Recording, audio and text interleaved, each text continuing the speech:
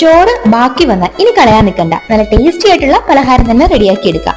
അതിനായിട്ട് 1/4 കപ്പ് അളവില് അരിപ്പൊടി എടുത്തിട്ടുണ്ട്. പത്തിരിക്കൊക്കെ എടുക്കുന്ന പൊടി വേണം എടുക്കാനായിട്ട്. 1 കപ്പ് അളവില് ചോറ്, 1/4 കപ്പ് അളവില് തേങ്ങ ചുരുങ്ങിയത്, 4-5 വെളുത്തുള്ളി, 10ഓളം ചെറുള്ളി, 1 സ്പൂൺ അളവില് ജീരകം, ആവശ്യത്തിനുള്ള ഉപ്പ് ചേർത്ത് ജസ്റ്റ് കൈകൊണ്ടെല്ലാം ഒന്ന് മിക്സ് ആക്കിയിട്ട് എടുക്കാം. ഇത് മിക്സി ജാറിലേക്ക് മാറ്റിയിട്ട് പൾസ് മോഡിൽ ഇട്ടിട്ട് ഒരു 4-5 തവണ ഒന്ന് കറക്കിയെടുക്കണം. അപ്പൊ ഒരു തുള്ളി പോലും വെള്ളം ചേർക്കാതെ വേണം ഇതുപോലെ റെഡിയാക്കി എടുക്കാനായിട്ട്. ഇനി ഒരു ബൗളിലേക്ക് മാറ്റിയിട്ട് കൈ കൊണ്ട് നന്നായിട്ട് തന്നെ ഒന്ന് മിക്സ് ആക്കി നല്ല സോഫ്റ്റ് ആയിട്ട് കുഴച്ചെടുക്കാം.